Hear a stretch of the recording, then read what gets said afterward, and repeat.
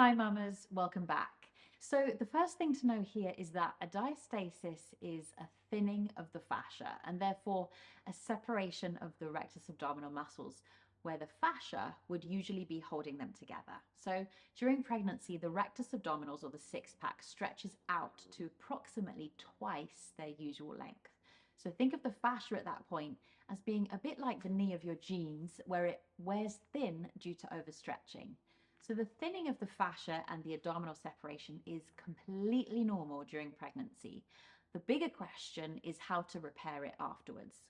This fascia thinning and ab separation is also not unique to pregnancy. It can happen from other factors like weight gain, aging, improper pressure management in the core, and also genetics. Would you believe it's also pretty common in men over 40? Now, all women have diastasis to some degree during and after pregnancy. It's a completely natural part of the process of making space to grow a baby inside you. But if it hasn't resolved by itself by 1 year postpartum, you definitely want to be proactive in helping it to close up. But I do recommend starting the repair process before then anyway, because the longer you leave it, the more work it takes to fix. After the birth of my daughter nearly 7 years ago, I had diastasis pretty bad. I had a 4-finger separation, which is about as severe as it gets. Now, being a fitness instructor, I naively assumed that it would resolve naturally by itself. So at 2 years postpartum, it was still very present. It was annoying and frankly affecting my self-esteem. So when I started to really dive deep into why it hadn't resolved, I realized I'd been doing all the wrong things. So it's now my life's greatest passion to make sure that you all learn from my mistakes and not yours, which is why I created the postpartum protocol.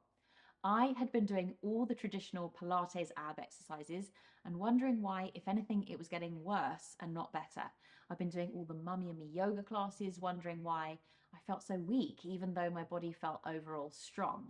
I tried eating less to flatten my tummy, but as my body got skinnier, my mum pooch became more and more pronounced. Mums, eating less is not the answer. Strengthening the core to bring the abdominals back together with low pressure ab exercises instead of high pressure ones is the easy part. The trickier part is remodeling the fascia, since fascia is the tissue of the body that takes the longest time to heal. The important thing is to avoid movements that stretch the fascia and allow it the time and the space that it needs to remodel. But trust me, it can and will eventually remodel. It just requires a lot of patience and consistency. So let's take a quick look at how to check for a diastasis before we go into which exercises to avoid.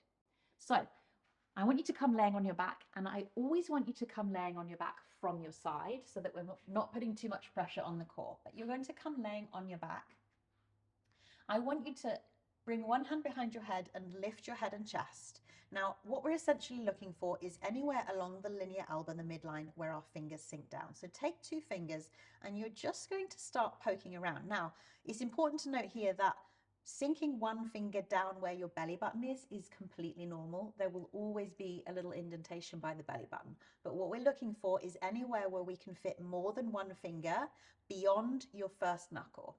So there is a little bit of a groove which is completely natural, and you might fit like half of your finger towards your knuckle in between that gap, but we're looking for anything that goes beyond your first knuckle. So it's also about the depth, not just the width. So when you find something that goes more than 1 finger down past 1 knuckle, that's a diastasis, and that is what we need to fix. So now that we know what it looks and feels like, let's talk about the movements to avoid so that the fascia can start remodeling right away. So first of all, belly breathing. When you inhale into your belly, first of all, you're missing the opportunity to facilitate the pelvic floor expanding, which is a very important part of overall pelvic floor health. But second of all, if you're breathing into your belly and expanding your belly with every inhale, that fascia is being stretched out about 22,000 times a day. So if you know that's you, please make sure you've watched my breathing technique video and my pelvic floor training videos, and I'll link those below, for an in-depth look at how to breathe optimally for pelvic floor health and for diastasis healing. So number 2, I want you to avoid crunches. Crunches should of course be avoided so as not to overload the core too soon. This will significantly hinder your healing process because diastasis is a pressure management issue. When the abs are separated, crunches should absolutely be avoided until you're able to fully manage the pressure. So if when you come into a crunch, you're able to fit your fingers beyond your first knuckle in between your abs, you definitely want to be avoiding doing crunches. So avoid things like V-sits, your yoga boat pose, sit-ups, even sitting up from a laying down position like I just did. So instead, you want to be log rolling to the side and using your arm to push you up to seated. Now, obviously you still want to be training and strengthening your core, but exercises where your spine stays in neutral, so the low pressure ab exercises in my online program, are far preferable. So number 3 is twisting.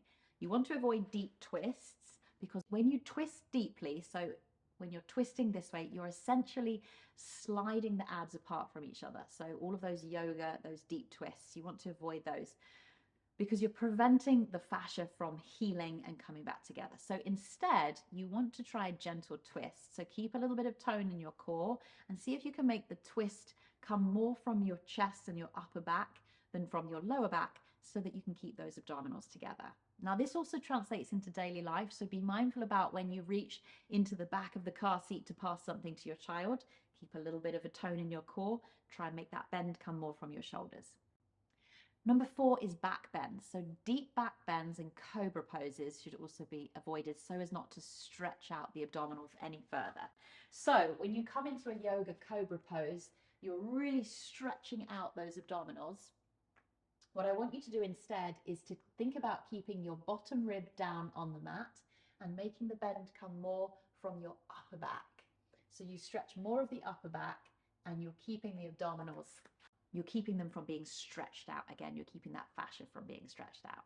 And then also planks. So number 5 is planks. This is a little bit of a gray area, and I usually address this on a case-by-case basis because it depends honestly on the severity of the diastasis. So a little trick that I like to use is when you come into a plank position, place your phone underneath your belly and mirror yourself so that you can see what's happening in your core in that plank position.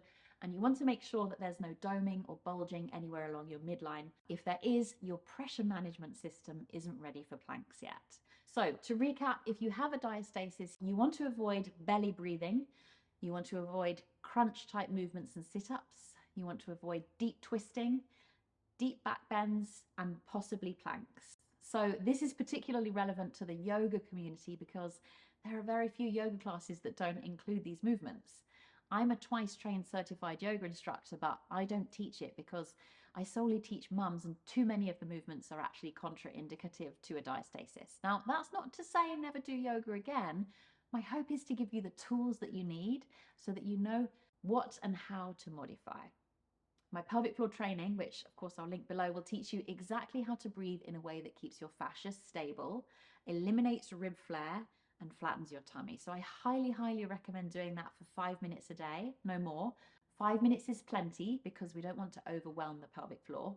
And then also if you can manage 10 to 15 minutes a day of my low pressure ab exercises and make modifications to your twisting and back bending, you're going to start making great progress with your diastasis. Just know that a diastasis repair is a slow and steady fix and requires great patience. The exercises in my program will help you stop leaking within a matter of weeks, but diastasis takes quite a bit longer. So I designed this program in 3 phases over 12 weeks, but for those of you with diastasis, I recommend spending extra time on each phase. So for example, if you move on to phase 2 or phase 3 and you notice bulging, coning, or separating, I want you to go back and take an extra round of the previous phase until you are stronger and more ready for that next phase. So with a diastasis, my best advice is to take it slow, go easy on yourself, be patient. I'm right there with you. I feel your frustration because I've been there for many years actually. And I'm here to tell you that a 4-finger diastasis absolutely can be fixed with the right movement patterns and habits. As with any kind of exercise or movement, being mindful of how your body is moving and taking care to recruit the correct muscles in any given movement will ultimately keep your body strong and vibrant for many, many years to come, not to mention protecting your pelvic floor. So let's heal your diastasis together, and I'll see you in the pelvic floor training. If you like this video and you want more postpartum tips like this one, don't forget to like and subscribe so that YouTube will show you more videos like this one.